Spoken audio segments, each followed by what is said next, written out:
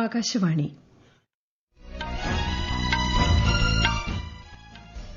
നമസ്കാരം. വാർത്തകൾ വായിക്കുന്നത് ബിന്ദു.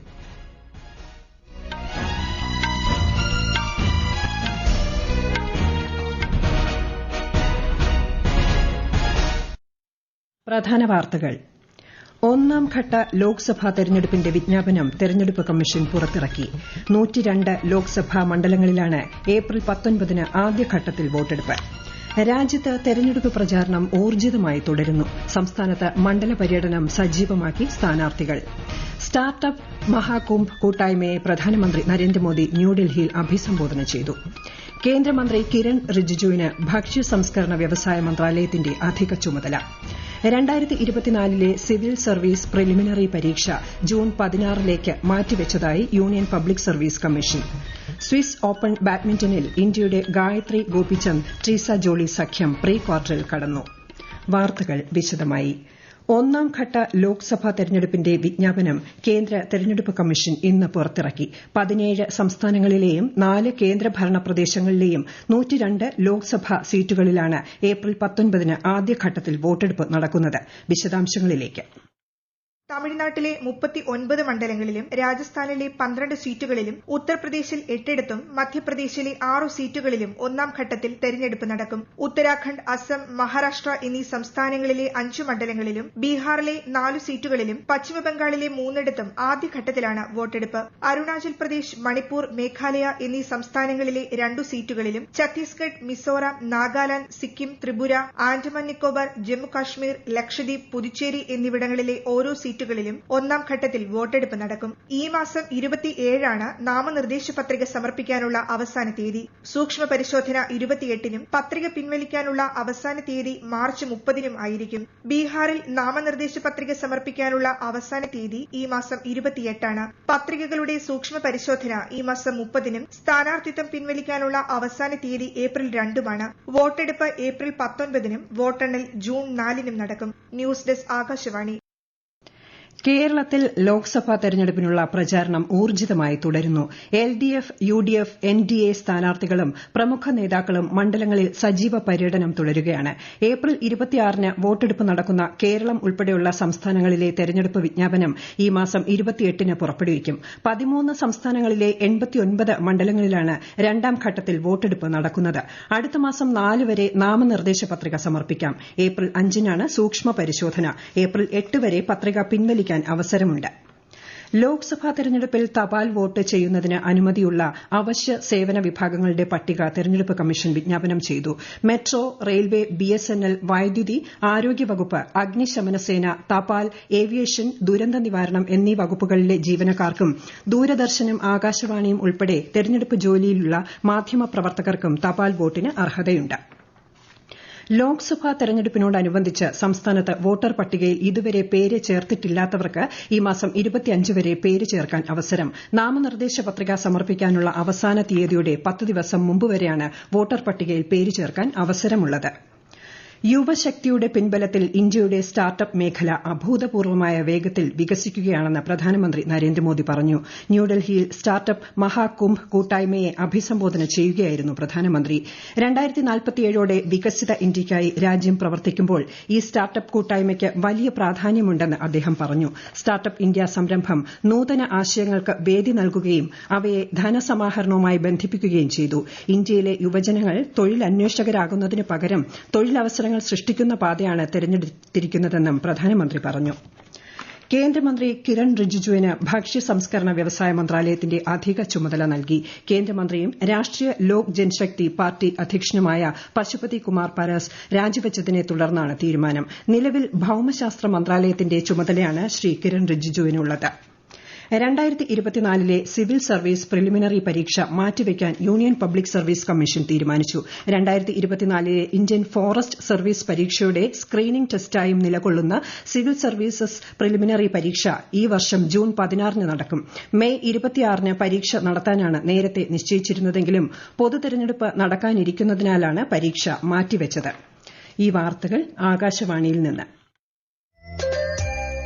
ആകാശവാണി വാർത്തകളും വാർത്താധിഷ്ഠിത പരിപാടികളും all India radio news Thiruvananthapuram എന്ന യൂട്യൂബ് ചാനലിൽ ലഭ്യമാണ്.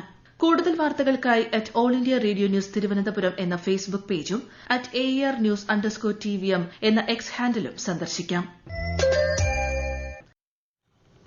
ലോകം കണ്ട എക്കാലത്തെയും വലിയ തെരഞ്ഞെടുപ്പ് പ്രക്രിയയായിരിക്കും 2024 ലോക്സഭാ തെരഞ്ഞെടുപ്പെന്ന് വിദേശകാര്യമന്ത്രി എസ് ജയശങ്കർ. ദക്ഷിണ കൊറിയ സിയോളിൽ സംഘടിപ്പിച്ച ജനാധിപത്യത്തിനായുള്ള ഉച്ചകോടിയുടെ 3ാം പതിപ്പിൽ ഓൺലൈനായി സംസാരിക്കുകയായിരുന്നു അദ്ദേഹം. 18ാം വയസ്സിൽ യുവജനങ്ങൾക്ക് ലഭിക്കുന്ന വോട്ടവകാശത്തിലൂടെ രാജ്യത്തിന്റെ ഭാവി യുവജനങ്ങളുടേതാണെന്ന് അംഗീകരിക്കപ്പെടുന്നതായും അദ്ദേഹം പറഞ്ഞു. പാർലമെന്റിലും സംസ്ഥാന നിയമസഭകളിലും സ്ത്രീകൾക്ക് 33% സംവരണം നൽകാനുള്ള കേന്ദ്ര സർക്കാരിന്റെ സമീപകാല തീരുമാനം രാജ്യത്തിന്റെ ഭാഗധേയം രൂപപ്പെടുത്തുന്നതിൽ സ്ത്രീകളുടെ ശബ്ദം അനിവാര്യമാണെന്ന് വ്യക്തമാക്കുന്നതായും ശ്രീ ജയശങ്കർ വ്യക്തമാക്കി. Jharkhand governor C P. രാധാകൃഷ്ണൻ തെലങ്കാന ഗവർണറായി ചുമതലയേറ്റു. മുൻ ഗവർണർ തമിഴിസൈ സൌന്ദരരാജൻ 2 ദിവസം മുമ്പ് രാജിവെച്ചതിനെ തുടർന്നാണ് തെലങ്കാന ഗവർണറുടെ അധിക ചുമതല സി.പി. രാധാകൃഷ്ണന് നൽകിയത്. പുതുച്ചേരി ലഫ്റ്റനന്റ് ഗവർണറുടെ അധിക ചുമതലയും അദ്ദേഹത്തിന് നൽകിയിട്ടുണ്ട്. മഹാരാഷ്ട്രയിലെ ഗഡ്ചിരോളി ജില്ലയിൽ സുരക്ഷാസേനയുമായി ഇന്നലെയുണ്ടായ ഏറ്റുമുട്ടലിൽ 4 മാവോയിസ്റ്റുകൾ കൊല്ലപ്പെട്ട സാഹചര്യത്തിൽ തെലങ്കാനയിലെ മഞ്ചേരിയാൽ മേഖലയിൽ ജാഗ്രത ശക്തമാക്കി. മഹാരാഷ്ട്ര സർക്കാർ 36 ലക്ഷം രൂപ തലയ്ക്ക് വിലയിട്ടിരുന്ന മാവോയിസ്റ്റുകളാണ് ഏറ്റുമുട്ടലിൽ കൊല്ലപ്പെട്ടത്. തെലങ്കാനയിൽ നിന്നുള്ള മാവോയിസ്റ്റ് സംഘടനാ ഡിവിഷണൽ കമ്മിറ്റി അംഗങ്ങളായ വർഗീസ് മാക്തു, മാവോയിസ്റ്റ് പ്രവർത്തകരായ രാജു വെങ്കിടേഷ് എന്നിവരാണ് കൊല്ലപ്പെട്ടത്. ലോക്സഭാ തെരഞ്ഞെടുപ്പിന് മുന്നോടിയായി തെലങ്കാന മഹാരാഷ്ട്ര അതിർത്തിയിലെ മാവോയിസ്റ്റ് സാന്നിധ്യം മേഖലകളിൽ ഡ്രോൺ നിരീക്ഷണം പോലീസ് ശക്തമാക്കിയിട്ടുണ്ട്. പ്രധാനമന്ത്രി നരേന്ദ്രമോദിയുടെ ഭൂട്ടാൻ സന്ദർശനം നാളെ മുതൽ ആരംഭിക്കും. 2 ദിവസത്തെ സന്ദർശനത്തിനായി ഭൂട്ടാനിലെത്തുന്ന പ്രധാനമന്ത്രിയെ ഭൂട്ടാൻ രാജാവ് ജിഗ്മെ ഖേസർ നാംഗ്യാൽ വാങ്ചുക്കിന്റെ നേതൃത്വത്തിൽ സ്വീകരിക്കും. ഭൂട്ടാൻ പ്രധാനമന്ത്രി ഷെറിംഗ് ടോബ്ഗെയുമായി ശ്രീ മോദി ചർച്ച നടത്തും. ഇന്ത്യയും ഭൂട്ടാനും തമ്മിലുള്ള പതിവ് ഉന്നതതല ബന്ധത്തിന്റെ ഭാഗമായാണ് പ്രധാനമന്ത്രിയുടെ സന്ദർശനമെന്ന് വിദേശകാര്യ മന്ത്രാലയം വ്യക്തമാക്കി. ഇടുക്കി ജില്ലയിലെ മാങ്കുളത്തിന് സമീപം വാൻ മറിഞ്ഞ് 1 വയസ്സുള്ള കുട്ടിയടക്കം 4 പേർ മരിച്ചു. നിയന്ത്രണം നഷ്ടപ്പെട്ട വാൻ 200 അടി താഴ്ചയിലേക്ക് മറിയുകയായിരുന്നു. അപകടത്തിൽ പരിക്കേറ്റ 13 പേരെ മേഖലയിലെ വിവിധ ആശുപത്രികളിൽ പ്രവേശിപ്പിച്ചു. മൂന്നാർ സന്ദർശിക്കാനെത്തിയ തമിഴ്നാട്ടിൽ നിന്നുള്ള വിനോദസഞ്ചാര സംഘമാണ് അപകടത്തിൽപ്പെട്ടത്. സ്വിസ് ഓപ്പൺ വനിതാ ഡബിൾസ് ബാഡ്മിന്റണിൽ ഇന്ത്യയുടെ ഗായത്രി ഗോപിചന്ദും ട്രീസ ജോളിയും വനിതാ ഡബിൾസ് പ്രീ ക്വാർട്ടറിൽ കടന്നു. 21-15, 21-12 എന്ന സ്കോറിനാണ് അമേരിക്കയുടെ കെറി സു ആനി സു സഖ്യത്തെ പരാജയപ്പെടുത്തിയത്. പുരുഷ ഡബിൾസിൽ ഇന്ത്യൻ ജോഡിയായ ഹരിഹരൻ അംസ കരുൺ, റൂബൻ കുമാർ രത്തിന സഭാപതി സഖ്യം യോഗ്യതാ റൌണ്ടിൽ ഫ്രഞ്ച് ജോഡിയായ നദാൻ ബെഗ ബാപ്റ്റിസ്റ്റ് ലബാർത്ത സഖ്യത്തെ പരാജയപ്പെടുത്തി. മിക്സഡ് ഡബിൾസിൽ എൻ സിക്കി റെഡ്ഡി ബി സുമിത് റെഡ്ഡി സഖ്യം ബ്രസീലിന്റെ സാമ്യ ലിമ ഡേവി സിൽവ സഖ്യത്തെ പരാജയപ്പെടുത്തി. ബാഡ്മിന്റണിൽ BWF റാങ്കിംഗിൽ ഇന്ത്യൻ താരം ലക്ഷ്യ സെൻ 13ാം സ്ഥാനത്തെത്തി.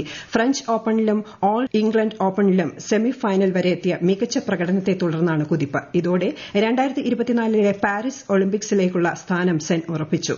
പുരുഷ ഡബിൾസിൽ സാത്വിക് സായ്രാജ് രംഗറെഡ്ഡി ചിരാഗ് ഷെട്ടി സഖ്യം 1ാം സ്ഥാനം നിലനിർത്തി.